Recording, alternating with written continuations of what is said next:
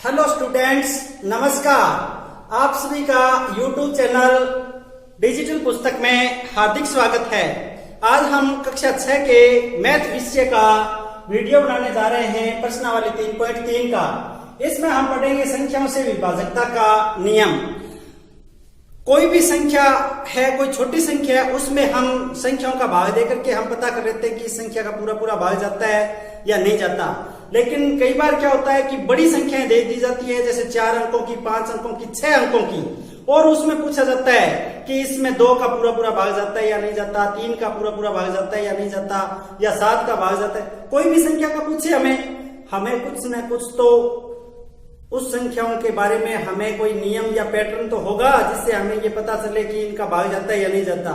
निश्चित रूप से वो एक पैटर्न के अकॉर्डिंग ही होती है, और वो जो नियम हम पढ़ेंगे वो संख्याओं से विभाजकता के नियम के अंतर्गत हम पढ़ेंगे। बड़ी संख्याओं में और 2, 3, 4, 5, 6, 7, 8, 9, 10, 11 इन संख्याओं का पूरा भाग जाता है या नहीं जाता, इस बात का हम चुटकियों में हल निकालने के लिए इन नियमों के ऊपर हमें गौर करना पड़ेगा। तो देखिए, हम संख्या ले रहे हैं 1, 2, 3, 4, 5, 6, 7, 8, 9, 10 और 11 ये संख्याएं ले रहे हैं। अपने सिलेबस में तो बस इतनी ही संख्याएं हैं। आप उच्च कक्षाओं में पढ़ोगे तो इससे आगे भी 12, 13, 14, 15, 16, 17, 18 तक की जो संख्या है उनके भाजकता के नियम भी आपको पढ़ाए जाएंगे। लेकिन हम छोटी कक्षा में हैं, इसलिए हम 11 तक की जो संख्या है उनसे भाजकता के नियम को पढ़ते हैं। देखिए, संख्या 1 है, वो सभी संख्याओं में जिसका भाग जा सकता है, तो इसका तो हम यहाँ जिक्र करेंगे ही नहीं, तो 1 को तो हम छोड़ देते हैं। अब जो संख्या बच गई 2 से लेकर के 11 तक, इनको हम 2-3 पार्टों में विभाजित करेंगे। देखिए, 2-3 पार्टों में अगर विभाजित करेंगे तो इनके भाजकता के नियम हैं वो याद रखने सरल हो जाएंगे, और अलग अलग संख्याओं का हम इस तरह से पढ़ेंगे तो थोड़ा सा कठिन महसूस होगा। तो देखिए, वो कौन कौन से पार्ट हैं। 1 नंबर में पार्ट लेना चाहता हूं संख्या 2, 4, 6 और 8 का। ये ऐसी संख्याएं हैं, इन संख्याओं से कोई भी संख्या में हमें भाग देना है, विभाजकता का नियम लागू करना है, तो वो संख्या जिसके इकाई का अंक है 0, 2, 4, 6 और 8, इकाई का अंक किसी संख्या में 0 है, 2 है, 4 है, 6 है, 8 है, तो इन संख्याओं का भाग जाएगा उसमें। 2 का भी जा सकता है, 2 का तो जाएगा, 4 का जा सकता है, 6 का जा सकता है, 8 का जा सकता है। तो ये 2 के लिए तो क्लियर हो गई कि जो संख्याएं जिनकी संख्या के इकाई में 0, 2, 4, 6, 8 आ रहा है, तो आप बिना सोचे समझे कह सकते हैं कि इस संख्या में 2 का पूरा भाग जाएगा। देखिए, यहां पर मैं एक उदाहरण लेकर के बता रहा हूं आपको। बड़ी संख्या, जैसे अब ये एक बड़ी संख्या है, 5 अंकों की संख्या, इसका इकाई का अंक देखना है हमें। इकाई का अंक 6, तो इकाई का अंक 6 है, और ये 0, 2, 4, 6, 8 आ रहे हैं, इनमें से है, तो इसका मतलब ये 2 से पूरी विभाजित होगी ये संख्या। आ गई बात समझ में। अगर इस इकाई की जगह 6 की जगह अगर कोई संख्या मान लो 3 ही होती, तो इस 2 का, 4 का, 6 का, 8 का इसमें भाग नहीं जाएगा। अब चलिए, संख्या हम एक पैटर्न तो हमने लिख लिया, इसकी 4, 6, 8 से भाजकता का नियम आगे पढ़ेंगे, केवल 2 का यहां पढ़ लिया।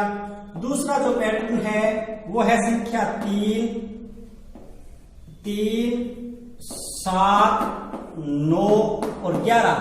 ये ऐसी संख्याएं हैं उन संख्याओं में इनका भाग जाएगा जिनके इकाई का अंक निम्न प्रकार से है। तो इकाई का अंक इनमें मान लो 1 से लेकर के सारे ही हैं, 0, 1, 2, 3, 4, 5, 6, 7, 8, 9, सारे के सारे डिजिट आ गए।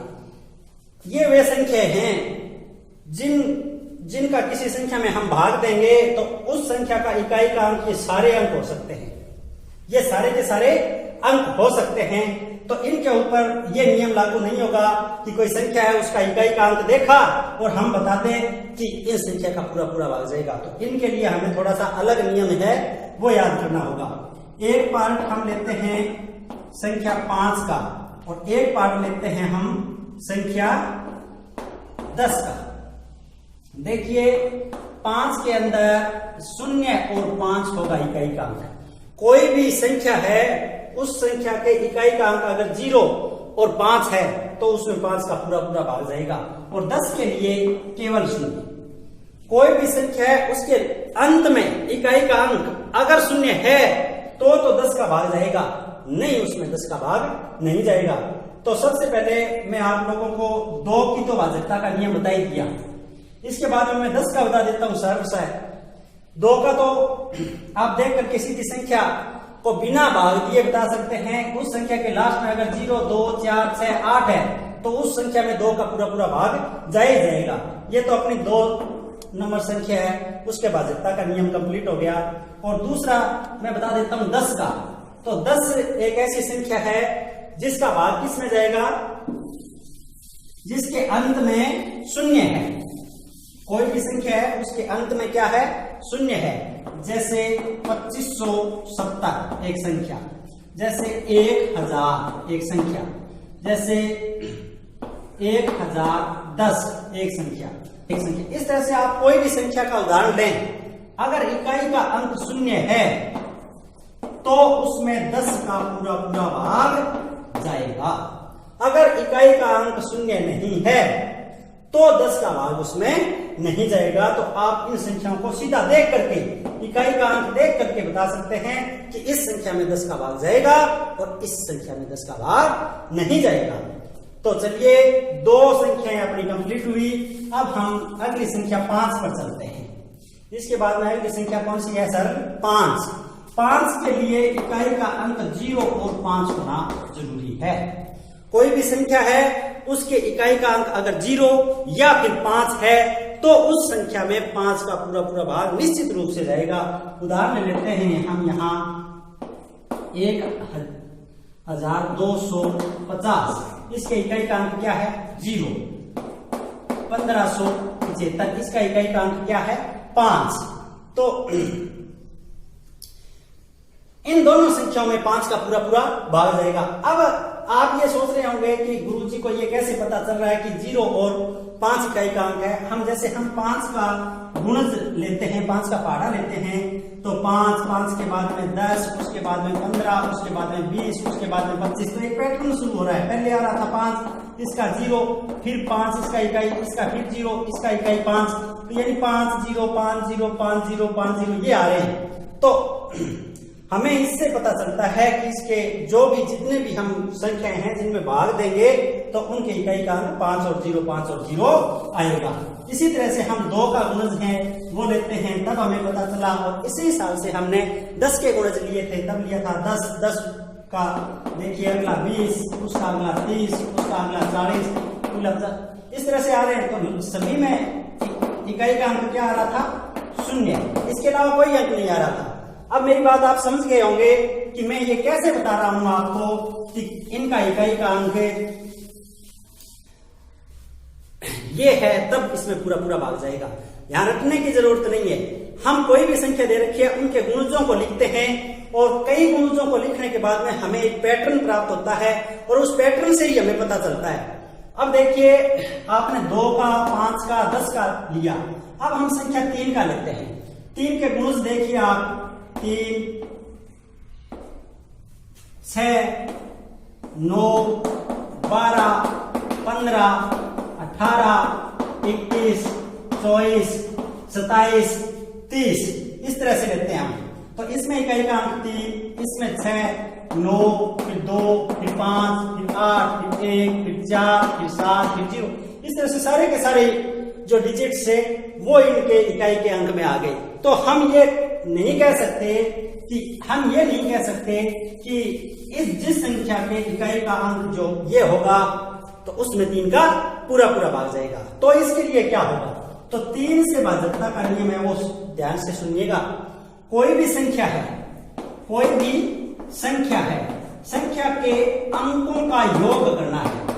अंकों के योग में यदि 3 का पूरा पूरा भाग जाए तो उस संख्या में भी 3 का पूरा पूरा भाग जाएगा। 219 संख्या दे रखी है। अब इसके अंदर 3 का पूरा पूरा भाग जाता है या नहीं जाता, इस संख्या को हम क्या भाग दे करके देखेंगे? नहीं, सीधा देखेंगे। 9 1 10 और 2 12। क्या हो गया? 9 1 10 और 2 12। इस 12 में 3 का पूरा पूरा भाग जाता है कि नहीं, यही देखना है। और 12 में 3 का पूरा पूरा भाग जाता है, हमें पता है 3 चौका 12। तो इस संख्या में भी 3 का पूरा पूरा भाग जाएगा। तो इस ऐसे हम भाजकता के नियम से पता लगा सकते हैं। कोई बड़ी संख्या है उसमें भी पता लगा सकते हैं। उनके सिर्फ अंकों को ही हमें जोड़ना है, जोड़ करके उसमें 3 का भाग दे करके देख लेना है। अगर उसमें 3 का पूरा पूरा भाग जा रहा है तो उस संख्या में 3 का पूरा पूरा भाग जाएगा, नहीं जाएगा। अपने 2 से तो हमने भाजकता का नियम पढ़ लिया। जिस संख्या के इकाई का अंक 0 2 4 6 8 होगा उसमें 2 का पूरा पूरा भाग जाएगा। इसके बाद में हम पढ़ते हैं 4 से। तो 4 से 2 शर्त होगी। एक तो उसके इकाई का अंक 0 2 4 6 8 ये तो ही होंगी, ये तो स्पष्ट हम देख ही लेंगे। इसके बाद में हमें यह ध्यान रखना है कि वो जो संख्या हैं उनके 2 इकाई और दहाई के दोनों के अंक हैं, उनमें अगर 4 का पूरा पूरा भाग जाएगा तो उस संख्या में भी पूरा पूरा भाग जाएगा। जैसे हम यहां संख्या लेते हैं कुछ 3586, 3512, 4832, 5636। इस तरह से कई संख्याएं ले ली। 5636 ये इस तरह से कई संख्याएं ले ली। और बड़ी भी संख्या हो सकती है, आप अपनी मर्जी से जो संख्या लें। इस संख्याओं में हमें यह ध्यान रखना है कि इकाई और दहाई दोनों अंक लेने हैं।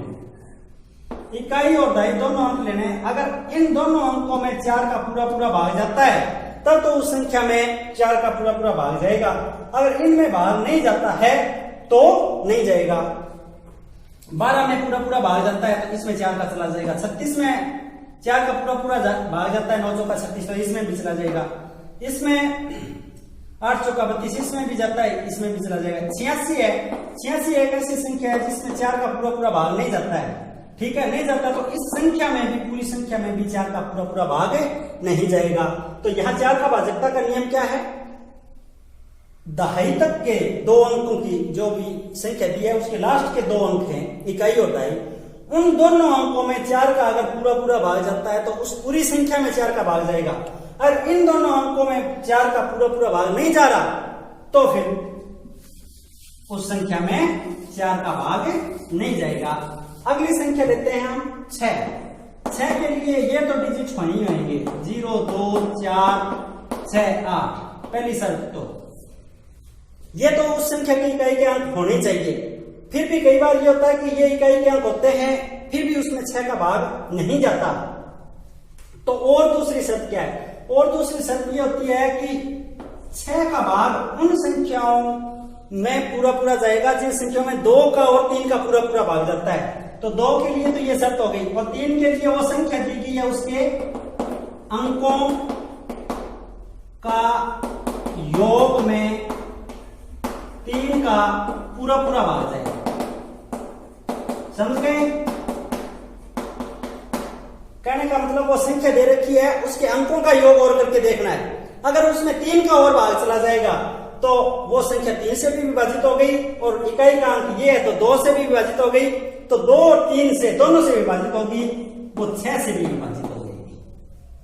इसमें 6 वाली में कोई बड़ी समस्या वाली बात नहीं है। 2 का हमने भाजकता का नियम पढ़ लिया वो, और 3 का हमने भाजकता का नियम पढ़ लिया, वो दोनों लागू करेंगे। अगर वो दोनों लागू हो जाएंगे तो उसमें 6 का भाग जाएगा। और अब इसके बाद में आता है अंक 8। अंक 8 से भाजकता का नियम क्या है? अंक 8 से भाजकता का नियम एक तो यही है 0 2 4 6 8। ये तो इकाई का अंक होना जरूरी है। इसके बाद में सैकड़ा तक यानी लास्ट के 3 डिजिट हैं, उसमें अगर 8 का पूरा पूरा भाग जाएगा तो उन संख्याओं में 8 का पूरा पूरा भाग चला जाएगा। और अगर उन लास्ट वाली 3 अंकों की संख्या में 8 का पूरा भाग नहीं जाता है तो नहीं जाएगा। जैसे एक संख्या लिखते हैं हम 54,846, एक संख्या लिख ली। एक और लिख लेते हैं 45,282। इस तरह से कोई भी आप संख्या अपने दिमाग में जो संख्या है 5 अंकों की लो, 4 अंकों की लो, 6 अंकों की लो, कोई दिक्कत नहीं है। इसमें हमें देखना क्या है, लास्ट वाले 3 अंक, सैकड़ा तक के अंक। और इस अंक में अगर 8 का पूरा पूरा भाग जा रहा है तो जाएगा, अगर 8 का इसमें पूरा पूरा भाग नहीं जा रहा है तो नहीं जाएगा। देखते हैं यहाँ 8 का 8 1 का 8 4 46 8 48 8 45 पूरा पूरा भाग नहीं जाता, तो इसका मतलब इसमें 8 का पूरा पूरा भाग नहीं जाएगा। इसमें देखते हैं 8 तिया 24 4 42 8 6 48 8 45, इसमें भी पूरा पूरा भाग नहीं जा रहा है, तो इसमें भी 8 का पूरा पूरा भाग नहीं जाएगा। अगर यहाँ पर 8 होता लास्ट में तो चला जाता, अगर इस संख्या में 8 होता तो चला जाता। 288 में 8 का भाग जाएगा। 8 तिया 24 बच गए 4 48 और 8 6 48, यानी 36 से पूरा पूरा भाग जाता है। 45,288 में तो 8 का पूरा पूरा भाग चला जाएगा, लेकिन 54,846 में 8 का पूरा पूरा भाग नहीं जाएगा। अब ये संख्या 7 9 और 11 बची है। बाकी संख्याओं से भाजकता का नियम हमने पढ़ लिया। यहाँ आपको मैं बता देता हूँ, जो 9 संख्या है वो भाजकता का नियम वही है जो 3 का था, यानी सारी संख्याओं के अंकों को योग कर लो और जिन में 9 का भाग पूरा पूरा चला जाए तो वो संख्या जिसमें 9 का पूरा पूरा भाग जाएगा। अगर उनके अंकों के योग में भी 9 का भाग नहीं जा रहा है तो उसमें 9 का भाग नहीं जाएगा। जैसे यहाँ पर हम एक उदाहरण लेते हैं 9 के लिए 758 5283, 758 और 5283, ये 2 संख्याएं ली है। अब आपसे ये पूछ लिया जाए कि इनमें 9 का पूरा पूरा भाग जाता है या नहीं जाता, तो आपको क्या करना है, इन संख्याओं को जोड़ना है। 7 और 5 12 और 8 20, 20 में 9 का भाग नहीं जाता तो इसमें नहीं जाएगा।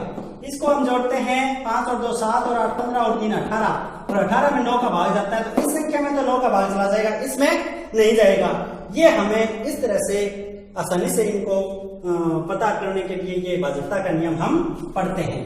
अब हम आगे देखते हैं संख्या 11 के लिए और संख्या 7 के लिए। तो 7 के लिए भी और 11 के लिए भी वो सारे डिजिट आते हैं, कई के अंक वाली तो शर्त लागू नहीं होगी। यहां हम 11 के लिए एक संख्या लेते हैं